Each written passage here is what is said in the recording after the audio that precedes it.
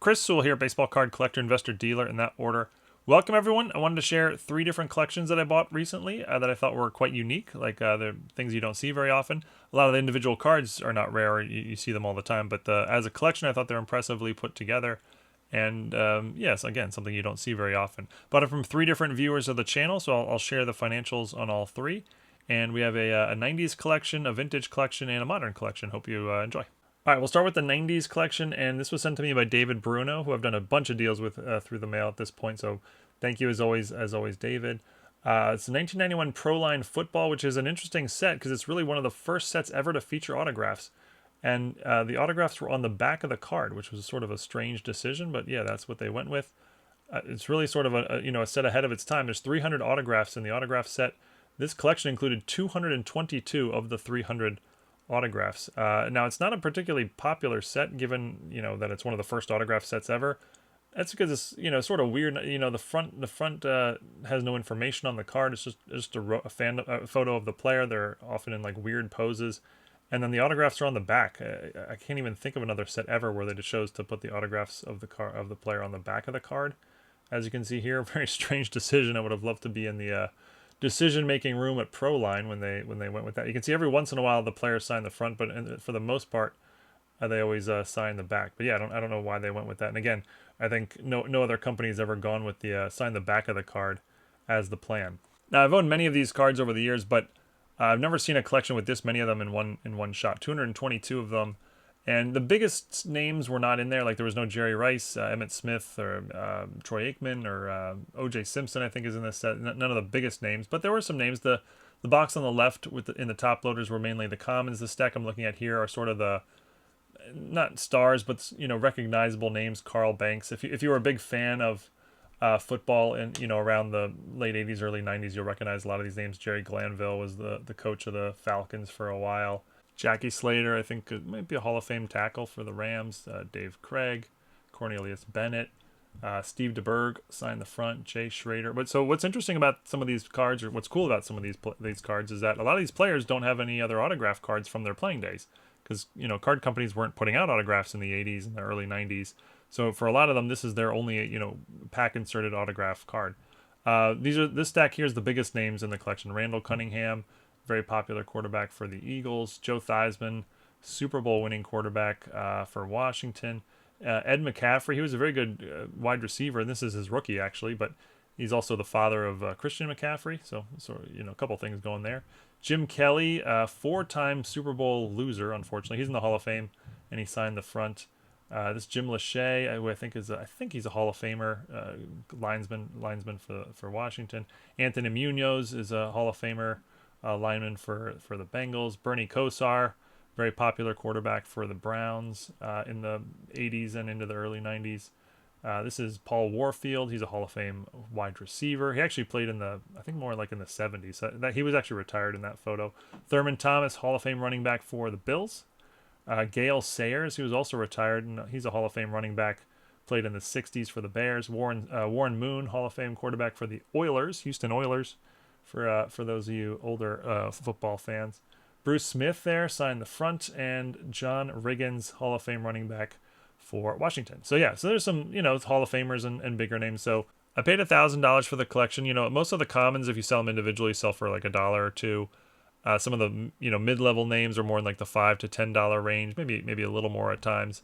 And some of the biggest names are in the sort of $20, $30, $40, maybe up to $50 range. Now, a lot of them didn't have any comps, so there could be upside to that. But at $1,000, I really don't know how I'm going to do here. It's a little over $4 a card, but I thought this was a fun collection to take a chance on and see how we go. What I'll probably do is lot up the commons and sell all the commons in one big lot on eBay, and sell most of the other mid-level names and bigger names as singles on COMC. And I might send some of the bigger names off to PSA for grading, but that's something I'm going to have to research a little more before I, figure that out. All right, next collection to show you is the vintage one. I bought this from Stan, and Stan actually had a bunch of nice stuff. This was just one of the items I bought from. He had complete vintage sets of some baseball and basketball and hockey and some non-sports as well. We actually, here's a picture of us. We actually did the deal at a restaurant, and he gave me his suitcase and let me take all the cards home with me in the suitcase, which was really nice, as opposed to having to sort of shove them into my backpack and carry the rest out. But this is a 19, or this is one of the items I bought from him, is a 1951 Topps Redback complete set. There's 54 cards in this set, and these aren't super rare, but you rarely see a complete set. Like you'll see, scattered singles here and there, but you very, very rarely see a complete set. So this was very cool that he had the complete set.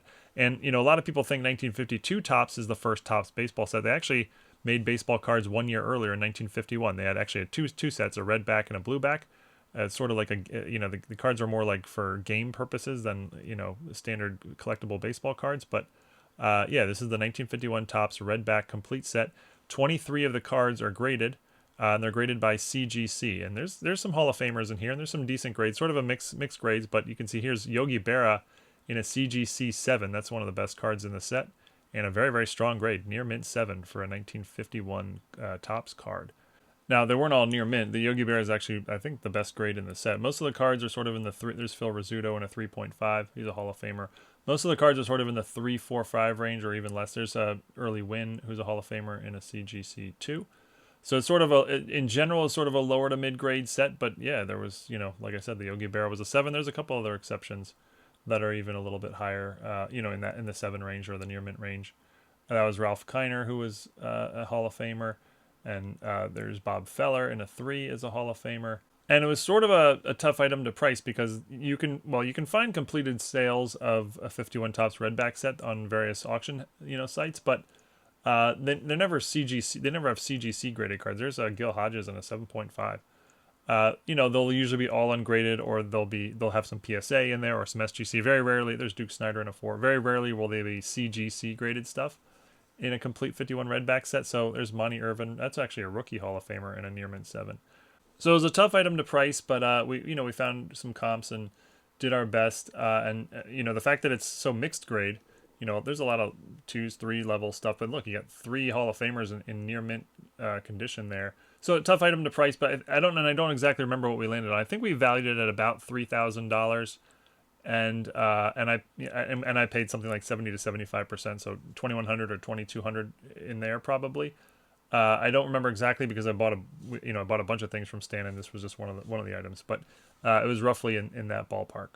And I'm not 100% sure what I'm going to do with it yet. I'm probably going to try to sell it as a set on eBay and see if I get any offers that I'm happy with. Give it a couple months, and if not, if it sells, great, and if not, then I'll split it up later and sell the graded cards as singles and the ungraded cards in a lot. All right, and the third collection to show you is the Modern Collection. This was sold to me by Derek. Thank you, Derek. And this is an impressive accumulation. So this card here is a 2017 Panini Prizm Marshawn Lattimore rookie. This is the Patrick Mahomes year, 2017. And the Panini Prizms rookies that year didn't come in base cards. Like, they only came in silver prisms for the rookies. The other cards came as base cards, but the rookies only came as silver prisms.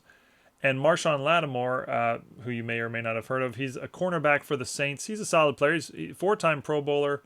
He was Rookie of the Year. I wouldn't say he's like trending to make the Hall of Fame. I'd say he's not on that trend, but he's a solid player. And I guess he could make the Hall of Fame one day if he has a strong second half to his career. But this is sort of his best, rookie card that's not like an RPA or an autograph or something. This is his best base rookie. And just look at the accumulation of this. I've seen accumulations like this for junk wax era cards, like a 1989 Topps Roger Clemens. Someone will have 500 of them, but not on a modern card like this. And a notable rookie. Again, he's not a star or anything, but he's a solid player. And this is somewhat of a notable rookie card here. And there's hundreds and hundreds of them here. A very impressive accumulation. So those that I just showed you are all the base cards, but then there's a whole bunch of the parallels as well. There's the green Prizm parallels, and these are not serial numbered, but he's got whatever it is, 10 of these or so. Imagine if this was Patrick Mahomes. This would be the absolute gold mine of all gold mine boxes. But here's the orange Prizm parallels. These actually are serial numbered. They're numbered at a 275. And so, he's got a bunch of them here. 1, 2, 3, 4, 5, 6, 7, 8, 9, 10, 11, 12, 13, 14, 15, 16, 17, 18, 19, 20, 21, 22 out of... He's got 22 copies. His serial number to 275. So, again, the accumulation is pretty impressive. That's almost 10% of all copies on the planet. The light blue prisms are serial numbered out of 199. 1, 2, 3, 4, 5, 6, 7, 8, 9, 10, 11 of those. So that's about 5% of those. There's just one pink prism. This is not serial numbered, but I imagine this is like pretty rare, given that he only has one.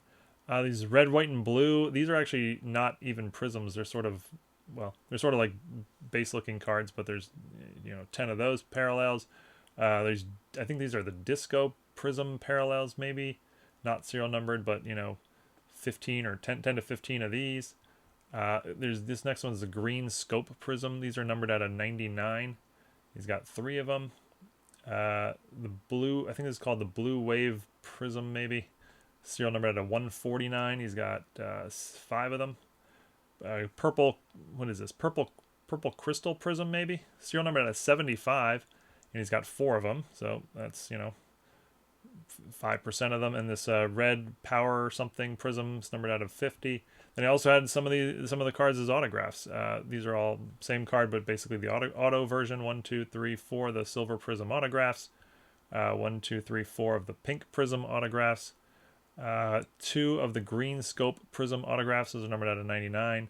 And then 1, 2, 3, 4, 5 of the blue wave prism autographs numbered out of 149. So there was, and in total, there was over 250 cards here of Marshawn Lattimore. Now, Derek gave me a good price on it. He said he just wanted $300 for the whole box, which is basically, a little over $1 a card. That the prism, the base prisms or the silver prisms sell for about $1.50 to $2.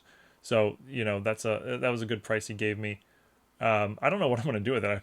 Part of me wants to just put it in the closet, forget about it, and hope that Marshawn Lattimore has like an incredible second half to a season and becomes the greatest cornerback of all time, because then I'll have quite the gold mine here. But that's probably not the right way to play it. I'll probably split it up in some way, make a few lots for eBay, and send some cards to COMC. But very, very cool lot to have so many copies of a key card of one player.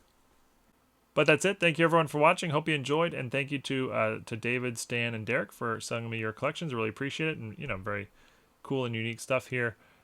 Eat your vegetables, and we'll see you all again next time. Thanks everyone.